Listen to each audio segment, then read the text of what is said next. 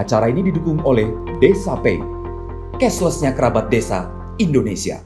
Semua itu kan berawal dari bagaimana kita melihat masalah ya, Mbak Tini gitu kan ya. Sama ketika saya gitu ya, sejak kecil tuh bantu orang tua gitu kan. Orang tua, saya bangun jam 3 pagi, jam 4 pagi, bantu memasak gitu ya, memasak kue-kue, gorengan segala macam, yang kemudian orang tua nih jam 5, jam 6 tuh sudah keliling kampung gitu ya, keliling desa buat menjajakan. Dan masalahnya sama gitu ya ketika kita ketemu UMKM seperti itu gitu kan. Tapi kemudian kita lihat lagi masalah lain apa gitu ya. Jadi ketika kita mulai merintis e-produk, ada sebuah produk yang memang jadi inisiator kita, yaitu produk limbah bulu domba gitu kan ya. Tapi kemudian produk ini ternyata bisa dibilang awalnya kita hanya jual gitu kepada anak-anak kampus gitu kan ya secara retail. Tapi ternyata banyak yang beli untuk event-event tertentu gitu Mbak.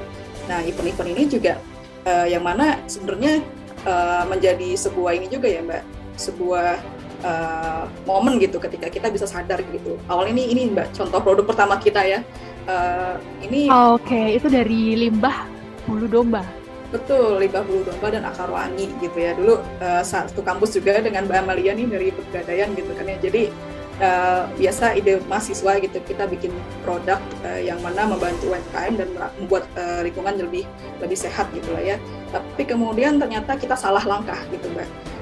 Dulu kita merasa ini ide bagus banget gitu kan ya, tapi ternyata pasar tuh nggak menyambut gitu ya. Tapi justru pasar menyambutnya mau beli bukan buat diri sendiri, belinya buat jadiin plakat, jadiin hadiah gitu ya ketika ada acara gitu kan. Nah ini kalau dilihat kan kalau kita paksakan bulu domba ini hanya sekedar ditaruh di toko, itu malah justru membuat kita bangkrut gitu kan ya. Tapi ketika kemudian kita kemas mungkin dengan produk lain dan kita promosikan untuk menjadi sebuah moment of token appreciation misalnya gitu ya, itu justru menjadi ide baru gitu ya, yang mana kita terus-menerus melihat ini sebagai peluang gitu ya buat bisa bertumbuh. Karena kalau kita paksakan nih terus-menerus idealis gitu ya dengan produk ini, justru akan membawa kita ke jurang kebangkrutan seperti itu. Makanya kita melihat dari problem itu bisa menjadi sebuah peluang gitu ya bagi UMKM. Makanya UMKM itu kan setiap hari berkaca dengan banyak masalah gitu ya Mbak. Tapi justru masalah-masalah itu sebenarnya peluang kita nih buat bisa memecahkan dan juga bisa naik kelas seperti itu Mbak Tini.